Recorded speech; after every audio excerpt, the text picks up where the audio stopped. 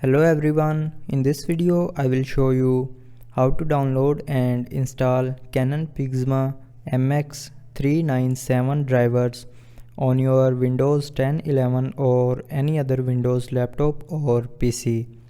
So follow every single step as I am showing you in this video.